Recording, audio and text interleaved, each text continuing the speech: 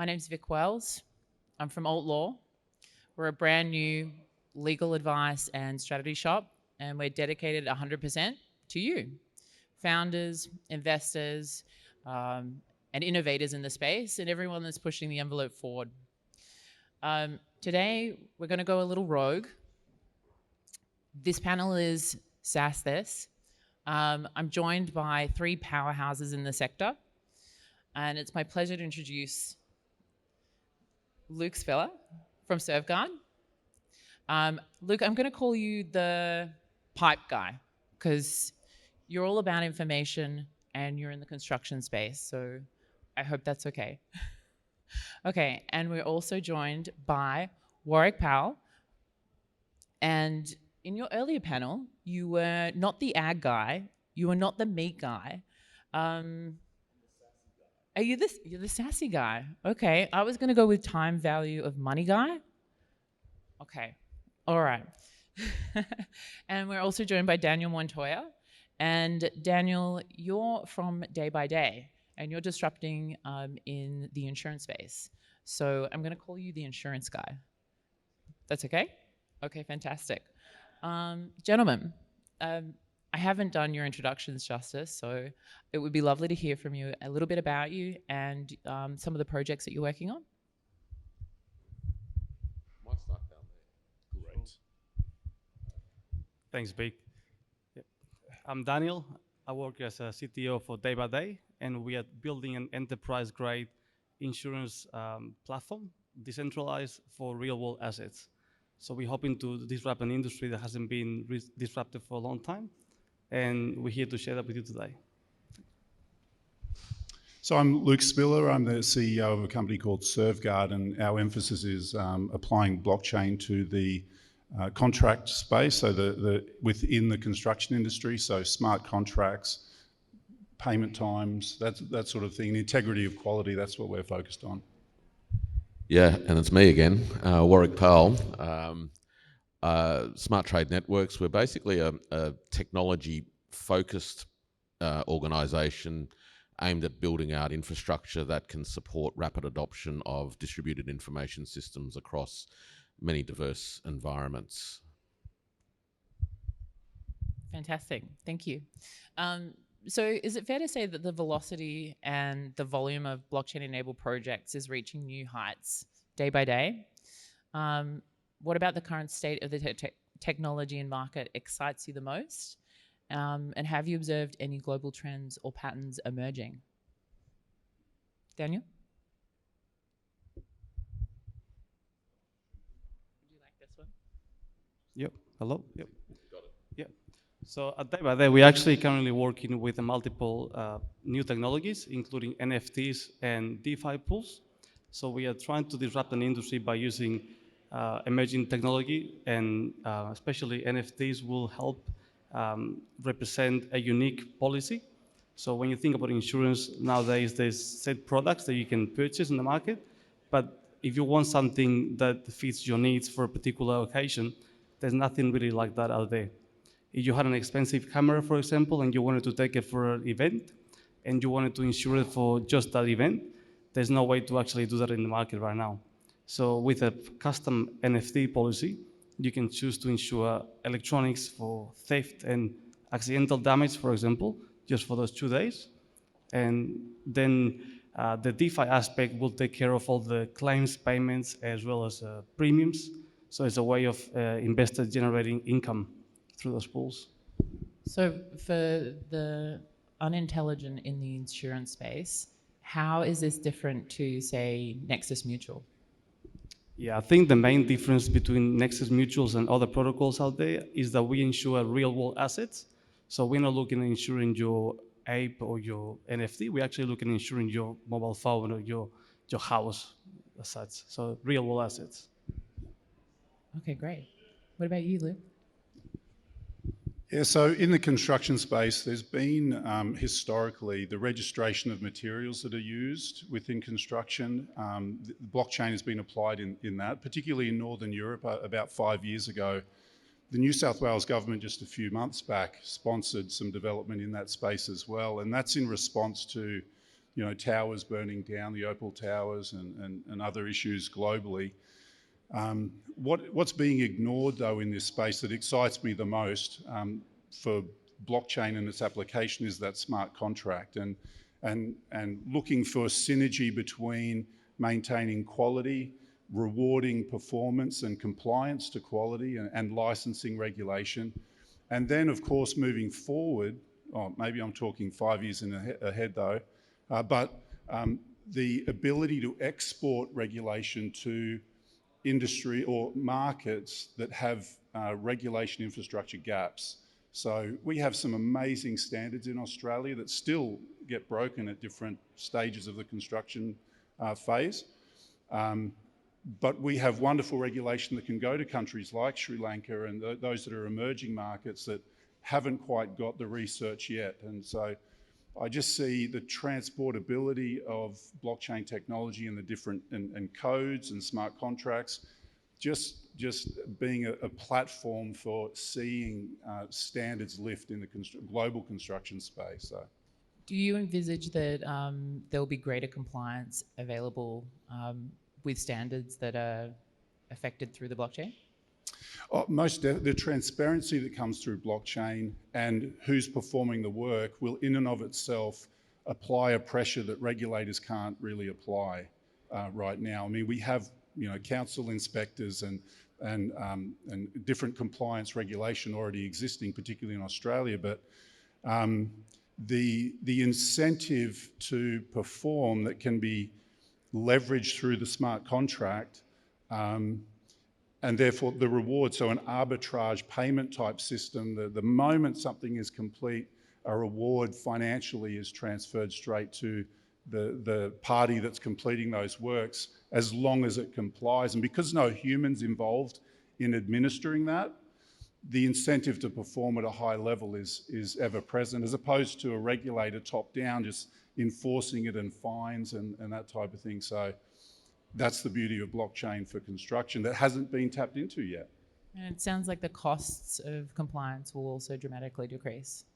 Absolutely. Great. It's one of the attractions. Yeah, look, our journey has really been over about 6 years. And the project that we started off with was in the beef space. And we thought that it would be a nice 6-month build and we'd be done and dusted and we'd move on. Since then, we've touched supply chains across, I think, 5 or 6 continents in incredibly diverse sectors. And initially, when you confront all of that, you're confronting a whole bunch of industry-specific complexity. And that creates a first move response, which is, well, we need to customize a whole bunch of stuff. And the minute you do that, it becomes expensive, right? So we took a step back again when we confronted that reality to look for the common or universal or abstract features in all of these case studies that we had been involved in, whether it was in property projects, whether it was in beef, whether it was in livestock, whether it was in wine, whether it was in seafood, et cetera, et cetera. And we boiled it down to I guess I'm trying to come back to this SAAS theme, which is where we've ended up. And where we've ended up is a design and technical infrastructure that is premised on some very fundamental conceptual primitives.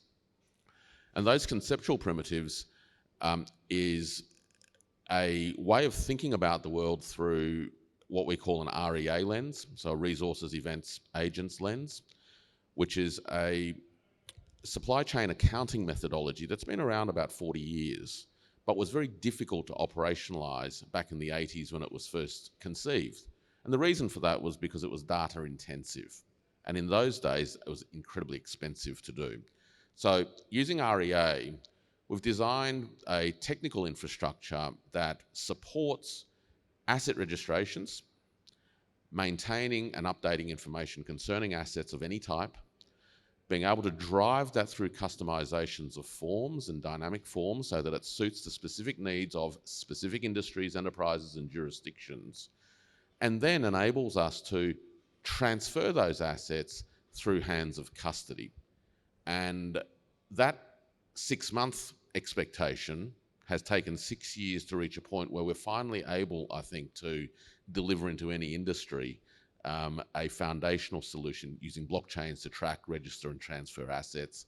And that solution can be rolled out in 6 months at probably a tenth of the cost of actually rolling out an independent, individual bespoke project. So from 6 months to 6 years, back to 6 months. Thank you, Warwick. So what challenges are posed by building on new technology, and are there any particular pain points? I think you pointed one out right now around time. What particular pain points are you solving? Thank you.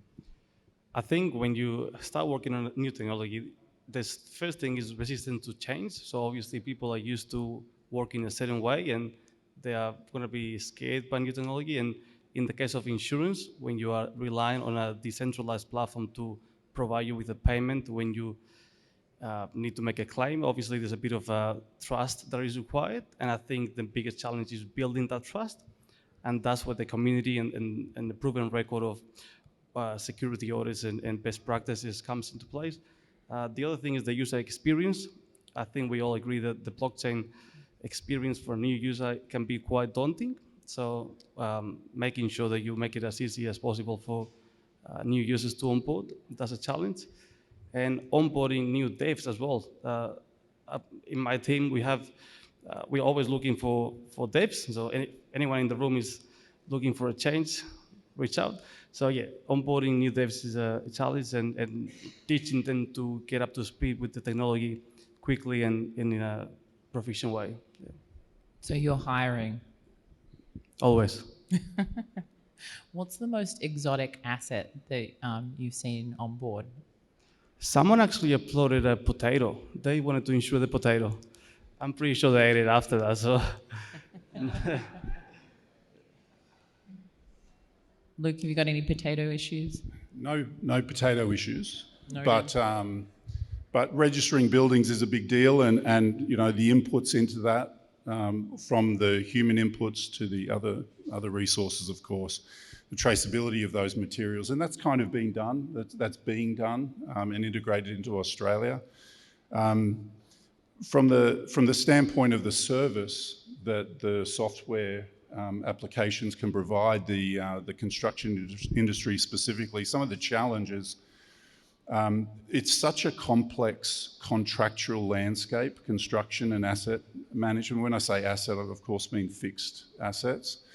And so with that complexity, there are so many hold points, and up to this point and including today, the transfer of anything financial through that is all the hold points are human hold points. So bias comes into that, and interpretation of standards comes into that. And so creating a system that sort of mitigates the risk of human bias, whilst also protecting the safety of users moving forward in the future after the commissioning of a product, is really challenging. And the further down through the supply chain you go hierarchically from top down, the digitization is really challenging.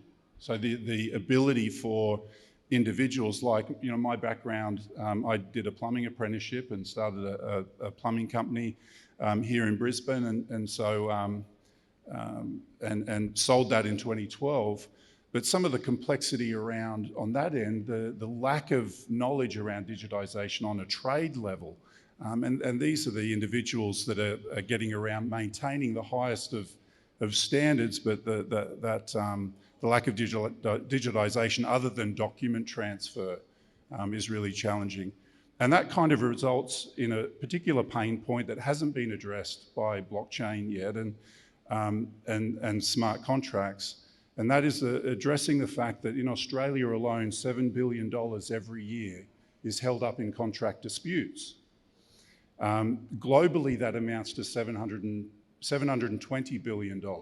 This is a $12 trillion USD a year industry globally. 300 bits, one of the third largest industries in Australia.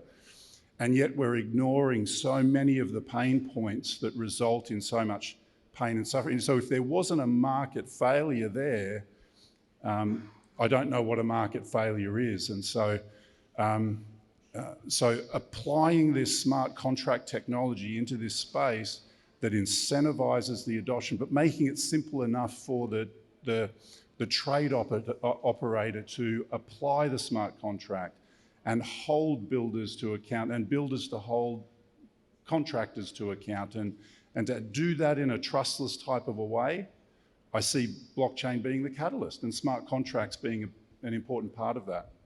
So is the $7 billion, that's like a lot of lawyers.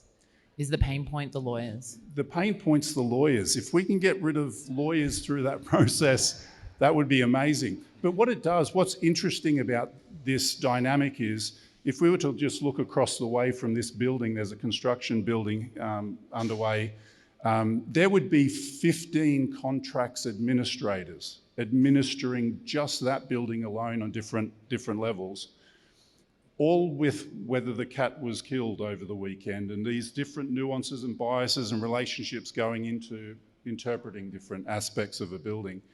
And then we have council regulators coming in and being a second party to that. If we can shift contracts administrators to blockchain developers and smart contract developers, then I think we're on a pathway to generate far more integrity, not just in the construction industry, but right across supply chains, public and private. Thank you. Warwick? Yeah, look, I think this goes to the heart of one of the key issues that we've confronted, and that is it's not a skill shortage per se, but what innovation actually demands of communities of human beings is the recombination of other skills, and being able to blend technical know-how, industry-specific expertise, legal expertise, et cetera, is actually a far more complex endeavour than many would care to think about in the first case.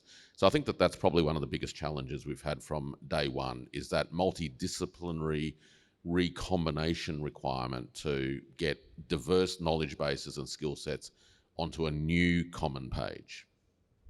Fantastic. We're almost out of time, so I'm just going to say thank you so much for sharing some insights across your industries. Daniel, Lou, Warwick, thank you.